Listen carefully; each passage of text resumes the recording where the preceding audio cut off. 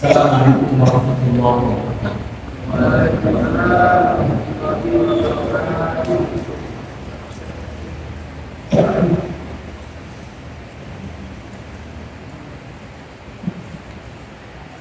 Alhamdulillahirabbil alamin. Wal 'aqibatu lil muttaqin wa la 'udwana illa 'alal zalimin.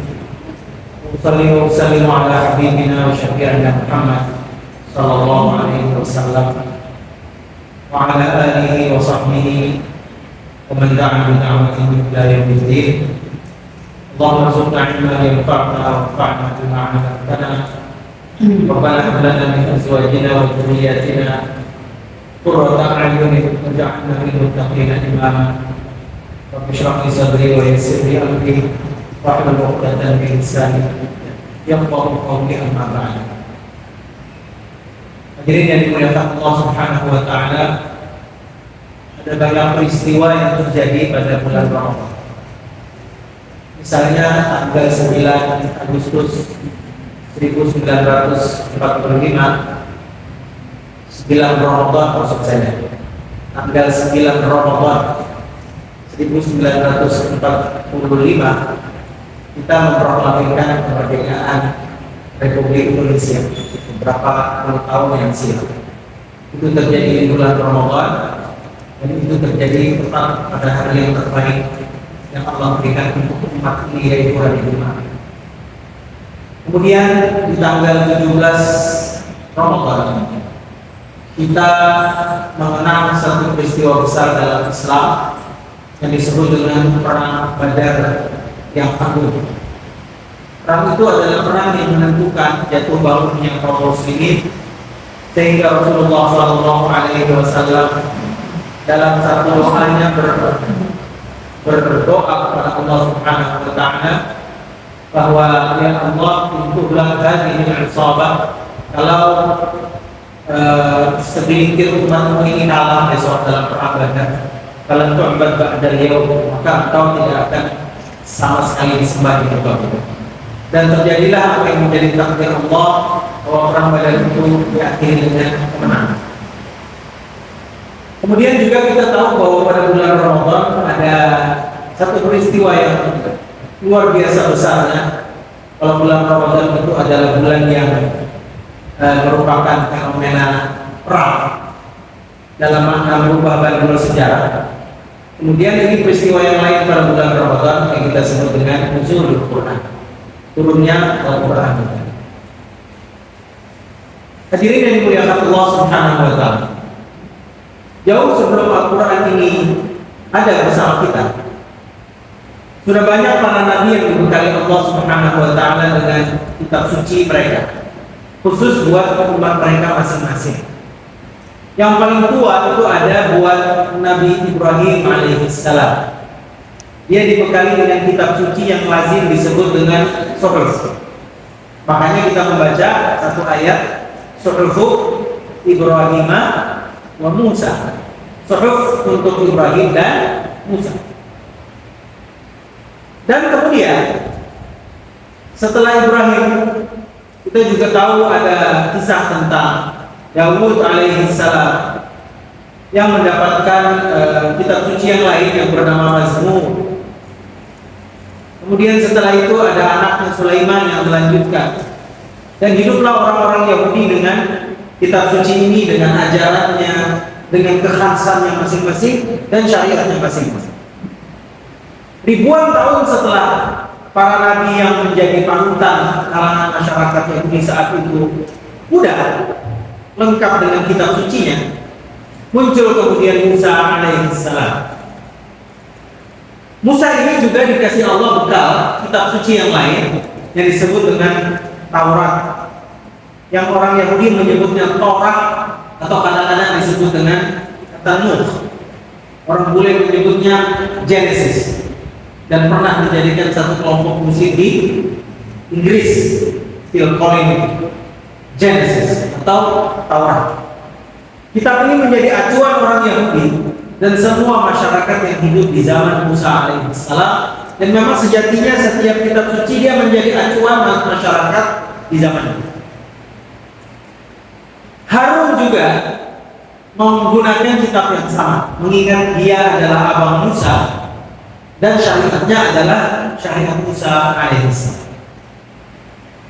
Sepeninggal Musa, kira-kira 1000 tahun setelah itu muncul seorang nabi yang lain yang dilahirkan tanpa sentuhan seorang ayah, namanya Isa ibni Maryam, Isa anak Maryam. Dia juga dibekali dengan kitab suci yang lain yang disebut dengan kitab Injil. Nah, begitu terahnya berjalan sepanjang sejarah manusia. Sebelum kita masuk kepada Nabi Muhammad SAW, ternyata setiap nabi itu yang saya sebutkan nama-namanya tadi, atau kadang kita sebut juga dengan istilah yang lain, nabi-nabi ikon dalam setiap agamanya. Dia ikonnya ini. Sebut Yahudi kita ingat apa? Daud. Kita ingat dengan Musa, gitu. Ketika dikenal tentang Nasr atau Kristen, kita kenal dengan Isa. Nah, ini ikon-ikon. Ternyata para nabi sebelum Nabi Muhammad SAW selain dibekali dengan kitab suci, mereka juga dibekali dengan satu hal yang disebut dengan i'jaz atau mukjizat. Definisi dari mukjizat adalah sesuatu yang luar biasa yang muncul pada diri seorang nabi atau rasul untuk memperlemah musuh-musuh Allah Subhanahu wa taala dan ditujukan berasal dari Allah Subhanahu wa taala. Itu definisi mukjizat. Cuma kadang-kadang untuk tema mukjizat ini kita latah. Kita mengatakan satu hal yang spektakuler dengan mukjizat. Misalnya terjadi kebakaran hebat, satu-satunya masjid yang tidak terbakar di kampung itu padahal kanan kirinya sudah habis. Kita bilang wow, mukjizat. Itu bukan mukjizat. Itu tanda kebesaran Allah Subhanahu wa taala. Selesai. Bukan mukjizat. Ada orang harusnya dia tenggelam di kapal, semuanya sudah habis, tinggal satu orang. Kau tulis dan besar-besar di koran, mukjizat terjadi. Bukan mukjizat. Itu kasih sayang, keagungan Allah Subhanahu wa taala pada beberapa orang. Karena mukjizat itu hanya muncul pada diri seorang nabi, rasul. Jadi jangan latah kita menyebut itu. Baik. Setiap nabi, saya katakan tadi, dibekali dengan kitab suci. Terutama nabi-nabi yang ulul azmi minar rusul. Dan mereka dibekali dengan mukjizat. Didefinisikan dalam kitab-kitab akidah Ahlussunnah wal Jamaah, amrun khariqun lil 'adat tadhharu 'ala yadi, dan sesuatu yang spektakuler luar biasa muncul dari ada tangan seorang nabi dengan izin Allah Subhanahu wa taala. Mulailah kita mengenal bahwa Daud selain dia punya kitab mazmur, dia dibekali Allah dengan kekuatan yang powerful. Apa dia? Kekuatan Daud adalah fisiknya. Dia mampu untuk membentuk bentuk senjata apapun dari biji besi. Jadi biji besi itu diambil pakai tangannya seolah-olah itu adonan tepung. Kan bentuk-bentukan. Kan dia tentara. Siapa yang membunuh Goliat? David kan? Daud. Makanya kita kenal istilah David versus Goliat. Nah itu dia ceritanya. Jadi dia perlu senjata untuk mempertahankan dirinya dan kawan-kawannya dalam perang melawan Goliat. Itu bagaimana bikinnya dia? Bukan dia pandai besi, tapi dia ada biji besi, dia ambil pakai tangannya, ditotol-totol, jadi maka panah, jadi lembing, jadi baju zirah, baju besi yang dia pakai. Itu semua hasil prakarya dia. Dan Allah nyatakan itu di dalam Al-Quran. Allah bilang, wa alamna lahul hadid, dan kami jadikan bagi Daud, di tangan Daud itu besi-besi menjadi lunak, alanna, lunak di tangannya. Ini kelebihan yang pertama Daud, dan itulah mukjizat Daud alaihissalam. Daud ini banyak menjadi figuran untuk Nabi Muhammad SAW bahkan. Misalnya Nabi bilang sebaik-baik puasa adalah puasa Daud.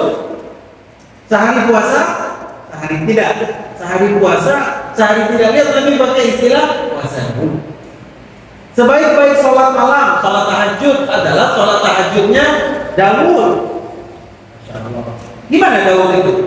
Jadi Nabi Daud alaihissalam dia habis isya, kira-kira gitu ya, jam 10-11 dia tidur. Kita update status masih sempat ada status dan terus. Dan begitu tidur wajah di dalam selimut bercahaya. Karena masih main-main HP. Nanti menjelang subuh dia membagi malamnya seperti itu, malamnya untuk keluarganya sampai jam 10, 11. Baru setelah itu dia tidur, nanti jam 4, jam 3 dia bangun sholat malam. Itu dia disebut Nabi sholat Daud, sholat tahajudnya Daud alaihissalam. Yang lain bahwa Daud ini dikasih Allah selain sebuah kerajaan powerful, kerajaan ini kuat banget. Daud dia punya suara yang indah. Kalau sekarang ini di luar mungkin ya, tapi ini Nabi indah banget suaranya. Sehingga pada suatu malam ketika Nabi Shallallahu Alaihi Wasallam di zaman beliau bukan zaman Daud, kan Nabi nggak pernah ketemu Daud. Lagi keliling di perkampungan Madinah, Nabi melihat ada orang tilawah Al-Quran, suaranya indah banget. Kemudian Nabi hampiri rumah itu, ternyata itu rumah Abu Musa Al-Ash'ari radhiyallahu. Kata Nabi memuji suara Abu Musa, "Utika mazamir min mazamir Daud." Kau dikasih wahai Abu Musa suara seindah seruling Daud.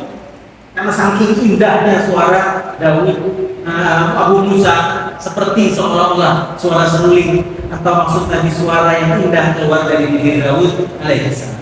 Bapak-bapak pernah dengar enggak? Ada satu kitab suci di dunia ini, bukan Al-Quran. Ada satu suratnya, satu ayatnya disebut dengan Kidung Daud. Pernah dengar nggak? Itu kalau nggak di agama Kristen, di agama Yahudi ada itu Kidung Daud. Dan isinya, percaya atau tidak, tauhid, mengesahkan Allah Subhanahu wa Ta'ala. Dan itu adalah sisa-sisa kebenaran yang ada dalam kitab-kitab tetangga sebelah. Baik, berarti kita tahu ini dia kelebihan. Nanti muncul Sulaiman alaihissalam, anak Daud. Jadi Nabi yang dikasih kerajaan dari zaman moyangnya, yaitu Daud. Kemudian setelah itu anaknya dilanjutkan menjadi Nabi dan sekaligus penguasa, itu cuma Daud dan Sulaiman. Nabi Sulaiman ini ayahnya, Masya Allah, segala macam kedikdayaan dunia di tangan dia. Ayah Nabi, dia Nabi. Ayah raja di raja, dia raja di raja. Ini kan gak dikasihkan sama Nabi siapapun sebelum dan setelahnya. Apalagi Sulaiman ini berdoa. Dan doa sahabat Nabi Sulaiman pantang kita praktekkan. Apa bunyi doanya? Dan tahu? Mana Ustaz Imamnya? Rabbi habli mulkan la yang bagi li ahadin min ba'di. Ya Allah, berikan kepada aku kerajaan dan tidak patut dan tidak boleh ada orang yang punya kekuatan dan kerajaan seperti itu sepeninggal aku. Enggak boleh. Tapi kalau doa Musa boleh kita baca. Apa doa Nabi Musa? Rabbi shrah li sadri wa yassir li amri wahlul 'uqdatam min lisani yafqahu qawli. Boleh. Bapak-bapak saya kira baca semua, mau ceramah aja baca. Tapi Nabi Daud baca doa, kita ikut Nabi Sulaiman baca doa, boleh enggak baca doa begitu?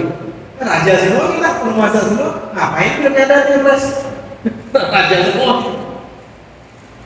Jadi itu doa yang pantang dibaca kata para ulama, khusus buat Sulaiman. Bahkan pengkabulan doa itu pun khusus buat Sulaiman alaihissalam, tidak sebelum dan setelah. Nabi Shallallahu Alaihi Wasallam pada suatu hari berhasil menangkap setan yang selalu mengganggu dia. Tangkap sama Nabi. Kemudian hampir saja diikat sama Nabi setan yang ganggu ini di Masjid Nabawi. Ya, riwayatnya sahih. Oh, diikatnya di salah satu yang dari Masjid Nabawi. Kemudian tidak jadi dilakukan oleh beliau Shallallahu Alaihi Wasallam. Kenapa? Aku teringat doa Daud.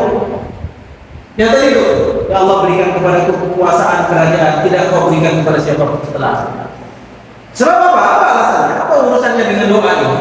Kan Nabi Daud itu menjadi penguasa dunia manusia, dunia jin, dunia setan, dunia segala macam itu. Sulaiman, dunia burung, dunia manusia itu kan kerajaannya. Kalau dia berhasil menangkap setan itu atau jin itu, diikat, dia jadi penguasa kepada jin kan? Berarti dia menyayangi Nabi itu nggak mau sampai hal-hal yang ada kayak gitu Pak. Enggak. Oh ya ini nanti seolah-olah aku menentang Sulaiman ketika dikabulkan Allah doanya bahwa dia mampu menguasai alam jin. Dia nggak mau kan? Sudah dilepas. Kalau tidak kata Nabi, niscaya bahkan anak-anak kecil kota Madinah ngetawain, oh ternyata tampang jin itu apa? Saya duduk di sini. Ternyata tampang jin itu kayak gini. Biasanya yang kita takutkan selama ini loh, kayak gini. Tapi alhamdulillah itu tidak terjadi dan tidak akan pernah. Baik. Berlalulah era Sulaiman alaihissalam dengan kehebatan. Demikian juga ayahnya tadi. Muncul kemudian nabi-nabi yang lain juga membawa mukjizat. Misalnya Musa alaihissalam. Musa ini apa yang terbayang di benak kita kalau disebut tentang mukjizatnya? Tongkat yang biasa bisa berubah menjadi ular. Laut yang menggelora bisa dibelahnya, kemudian ada jalan di situ. Selamatlah kejaran Firaun dari masyarakat Yahudi yang dibawa dan diselamatkan oleh Musa. Kemudian lagi dari tangan ketiaknya bisa keluar sinar. Itu salah satu dari mukjizat Musa alaihissalam. Muncul setelahnya lebih spektakuler lagi. Bisa hidupin orang mati. Isa alaihissalam. Dia bisa menyembuhkan orang mati dengan izin Allah. Dia bisa menyembuhkan orang sakit buta dengan izin Allah. Dia bisa menyembuhkan orang sakit lepra dengan izin Allah. Bisa mengetahui apa yang ada di rumah seseorang dengan izin Allah Subhanahu wa ta'ala. Dan ini Nabi terakhir menghubung dari serial kenabian sebelum-sebelumnya ke Nabi Muhammad SAW. Coba sekarang bapak-bapak perhatikan. Setelah saya paparkan tema tentang mukjizat dan kitab sucinya masing-masing. Apa hubungannya? Apa kesimpulan kesamaan? Bahwa ternyata Allah memberikan kitab suci buat mereka untuk menjadi syariat dan penuntun hidup mereka. Selesai. Taruh di sana.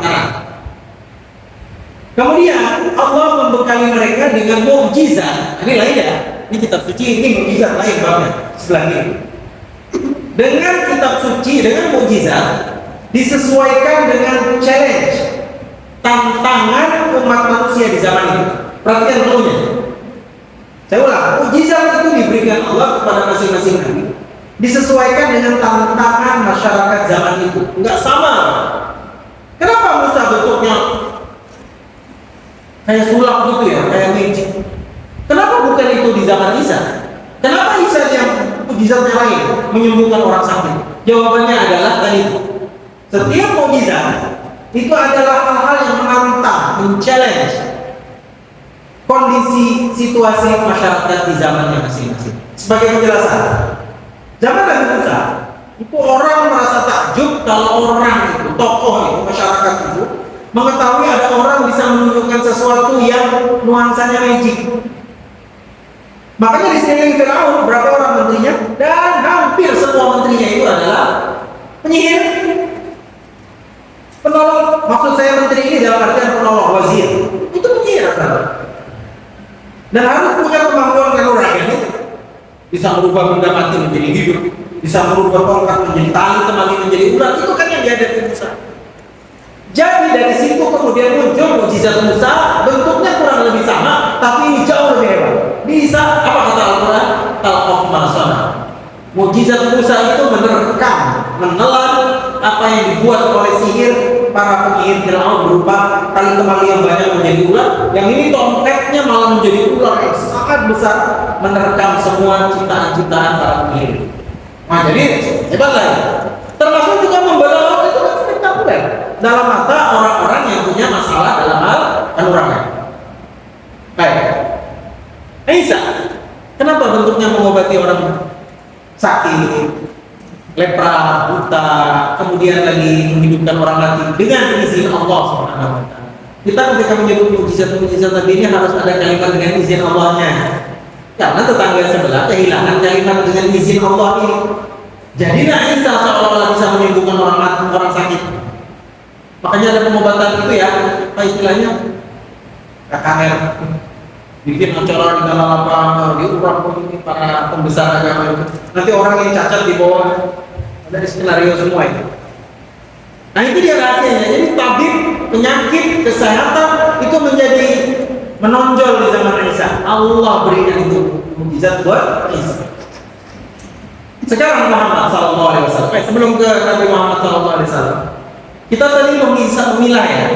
Kitab suci Nabi itu di kanan, mukjizatnya kiri, terpisah maksud saya. Begitu Muhammad SAW muncul, sepeninggal Isa, berapa jaraknya? 600 tahun. Jarak rentang waktu yang terlalu jauh antara Nabi satu dengan Nabi yang lain. Nabi Musa ke Isa itu 1000 tahun. Nabi Isa ke Muhammad SAW kurang lebih 600 tahun. Jadi manusia itu kosong dari kenabian. Bagaimana itu penyimpangan? Kalau jauh kan, makanya terjadi kesyirikan, kekafiran itu adalah jeda waktu periode yang kosong. Nah, Nabi Muhammad begitu muncul, dia dibekali Allah dengan mukjizat-mukjizat juga sebagaimana nabi-nabi yang lain, yang hampir sama secara karakter, yaitu mukjizat-mukjizat hissiyah, mukjizat-mukjizat yang spektakuler seperti tadi, fisikis. Misalnya membelah bulan. Ini Nabi membelah bulan. Ini Nabi terbelah bulan. Pernah dengar surat Al-Insyiqaq? Iqtaraba as-sa'atu wa insyaqqal qamar. Telah dekat hari kiamat dan bulan telah terbelah. Telah bulan. Dan uniknya di zaman tahun berapa itu? Amerika dan Rusia kerjasama menurunkan astronot di bulan. Tahun 2062 dari Rusia ada kosmonot namanya. Kalau namanya Yuri Gagarin. Kalau dari Amerika namanya Aldrin Buzz, Neil Armstrong. Nah, dia begitu turun ke bulan, dia lihat satu fakta yang unik. Jadi permukaan bulan itu, dia bilang gini, permukaan bulan itu seperti melon. Nah, dia ekspresinya gitu, seperti melon. Pernah dibelah dulu, kata dia.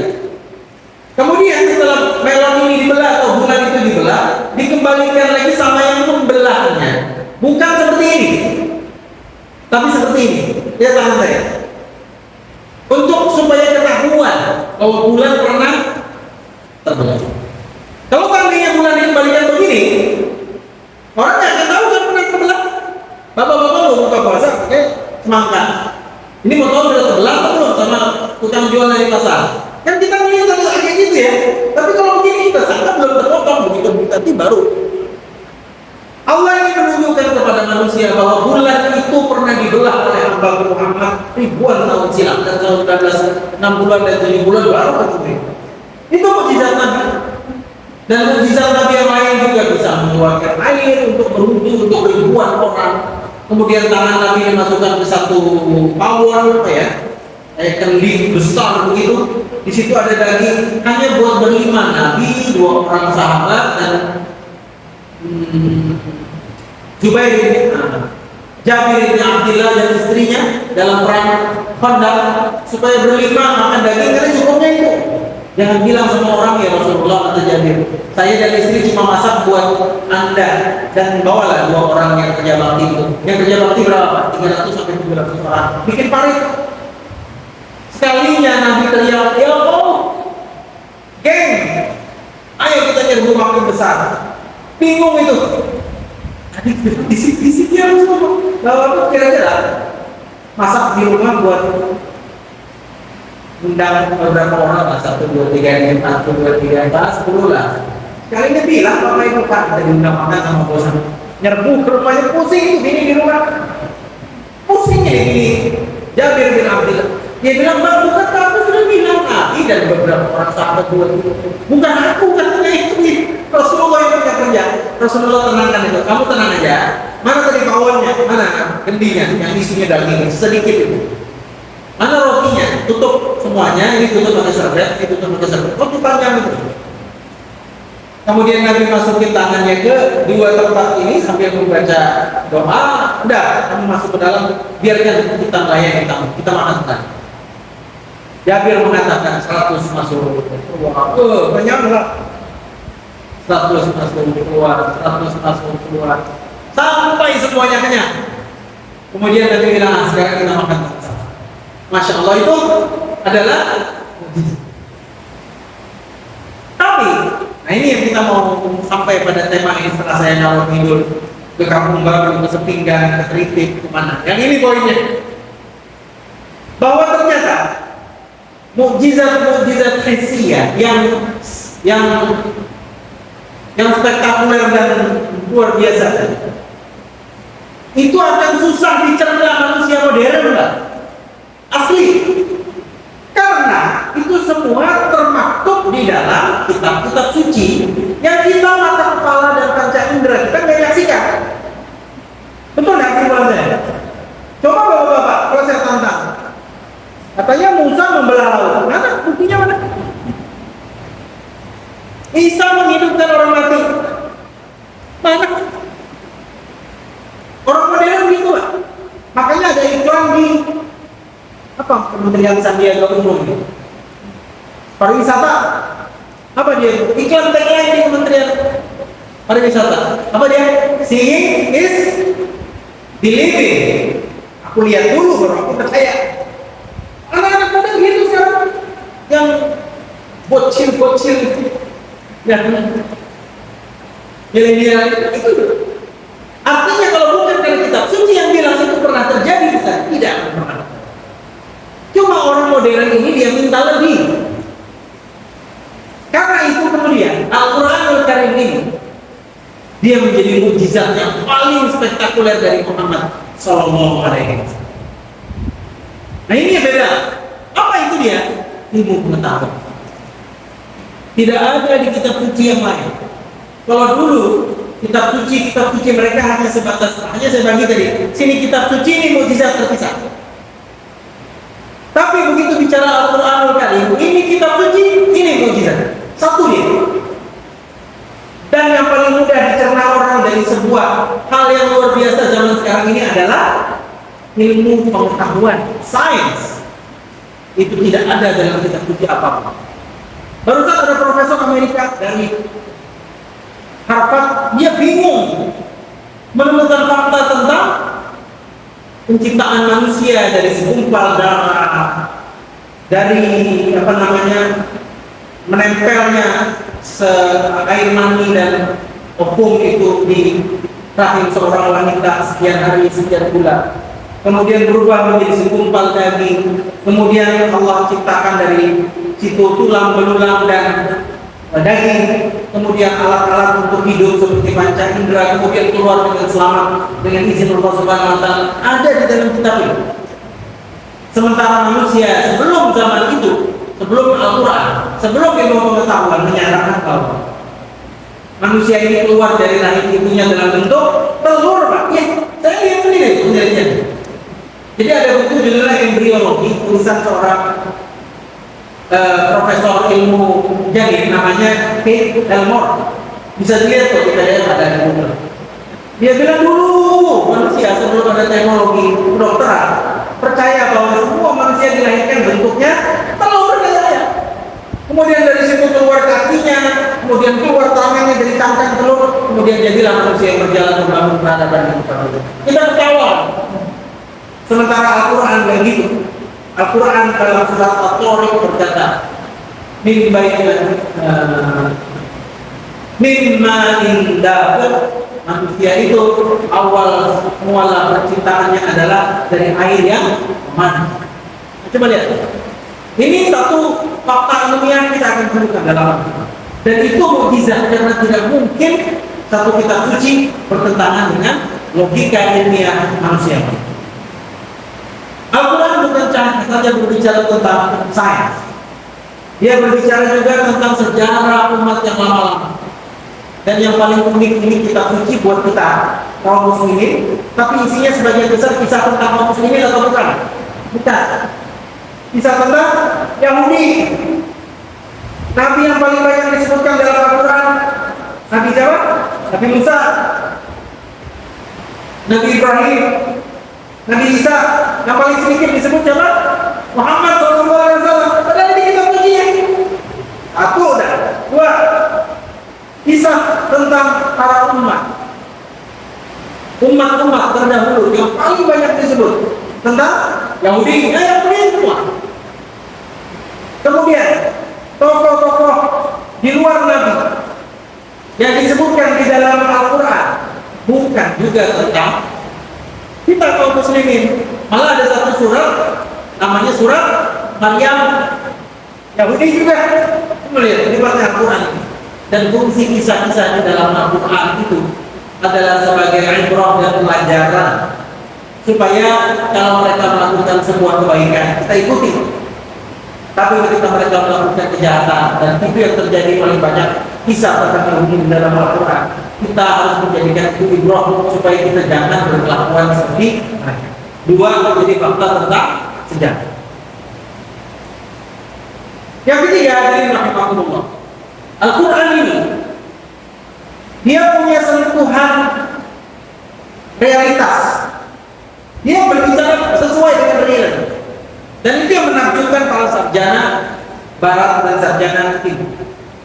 Misalnya begini, ayat-ayat yang diturunkan di Makkah itu rata-rata dimulai dengan panggilan ya ayyuhan nas.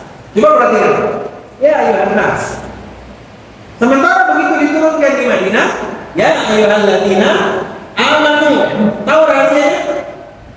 Ya wajarlah, di Mekah orang Islamnya minoritas, makanya mayoritasnya non muslim dipanggilnya ya manusia. Contohnya ya ayyuhan nasu u'budu rabbakum, wahai umat manusia sembahlah. Itu maksudnya. Tapi begitu sampai Nabi di Madinah, cara memanggilnya saja berbeda. Ya ayyuhalladzina amanu kutiba alaikumussyam, hai orang-orang yang beriman, diwajibkan bagi kalian berpuasa di bulan Ramadan. Itu Madaniyah. Mengingat di Madinah sudah mulai banyak orang Islam yang memeluk agama Allah Subhanahu wa taala. Kemudian fakta yang lain juga bahwa ayat-ayat Al-Qur'anul Karim diturunkan disesuaikan dengan keperluan manusia kepada backup ilahi. Misalnya ayat di Madinah dia tidak akan turun di Mekah, karena faktanya dan keperluan ayat itu ada di Mekah, bukan di Madinah. Dan kita mengenal ayat-ayat Makkiyah itu biasanya bercerita tentang tauhid, mengesahkan Allah Subhanahu wa taala. Pendek-pendek ya. Sementara ayat Madaniyah biasanya bercerita tentang fikih, tentang hukum-hukum, mengingat orang Islam yang ada di Madinah ini harus sudah diajarin bagaimana cara sholat, bagaimana cara puasa, bagaimana berzakat. Itu semua rentetan ayat-ayat Madaniyah yang belum diperlukan di Mekah. Ngapain bicara tentang fikih, zakat orang kaya kafir? Kan gitu logikanya. Dan Al-Quran membuktikan bahwa setiap peristiwa yang terjadi di kolom jagat ini dikuntit oleh Allah Subhanahu wa taala. Jangan main-main. Dikuntit peristiwa apapun itu sudah skenario. Jadi kita hidup ini sebenarnya platform umumnya, skrip umumnya seperti orang sedang membaca sebuah skrip sandiwara. Sudah ada, tinggal kita jalani aja. Walaupun Allah tidak menutup kreativitas kita bagi manusia untuk berkreasi di dalam kehidupan. Bahwa terjadi bumi ini diciptakan dari zero. Kemudian di situ ada Adam, kemudian ada Hawa, kemudian ada tokoh yang ketiga namanya Iblis, dikeluarkan dari surga. Hiduplah kita beranak pianak di muka bumi. Bahwa kemudian di muka bumi ini manusia akan berbuat kerusakan. Ini ada di depan kita. Bahwa akhir dari semua ini ada sesuatu yang disebut dengan Yaumul Qiyamah. Hari kiamat terjadi, ada surat Al-Qari'ah. Jadi Al-Qur'anul Karim itu dia merunut sangat detail apa yang akan terjadi di muka bumi. Jadi hadirin rahimakumullah, mendekatlah kita dengan Al-Qur'anul Karim. Semakin kita mendekat kepada Al-Qur'an, itu menandakan baiknya kita hubungan dengan Allah Subhanahu wa taala. Kata Utsman bin Affan radhiyallahu anhu, "Lau tahurat qulubukum," kalau hati kalian bersih, lama syabi'tum min kalami rabbikum, kalian tidak akan pernah merasa puas untuk menelaah, untuk membaca kitab roh kalian, Allah Subhanahu wa taala. Dan Nabi pernah bersabda, di muka bumi ini Allah punya keluarga, dan keluarga Allah itu adalah Ahlul Quran. Dan para ulama berfatwa, kalau dalam kehidupan kita dalam satu hari kita merasa bahwa semua kewajiban sudah kita tunaikan, sholat sudah masih gersang ya, zakat sudah aku bayar, ada yang kurang. Ada kan kita menemukan dalam keseharian kita gitu, dan waktu sudah zakat sudah. Apa yang kurang? Kata para ulama, jangan-jangan hari itu ada lupa membaca Al-Quran. Al-Quran itu menjadi indah siapapun yang memegang. Al-Quran menjadi indah, menjadi agung siapapun yang membaca. Dan ilustrasinya sebagai berikut. Kita lihat ada satu kertas putih. Tapi begitu dicetak di penerbit, begitu kita kasih judul paseo, dikasih warna bleaching putih, kita sebut tisu. Ditebalik sedikit kertasnya, dicetak di atasnya berita tentang mati lampu di balik papan, kebakaran di Gunung Sari, apa lagi? Koran itu kasih judul besar-besar, Melting Pot. Jadi apa itu kertas? Orang. Bagaimana kita memperlakukan tisu dan koran? Ya, begini yang mesti dibuat. Koran mungkin jadi bungkus apa gitu ya, selesai. Tapi coba kertas yang sama yang kosong itu kita tulis Al-Fatihah. Kita tulis ayat Al-Fatihah sampai dengan An-Nas. Bagaimana cara kita memperlakukannya? Beda juga. Gara-gara apa? Al-Quran.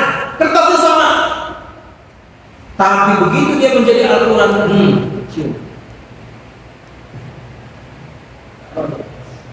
doa.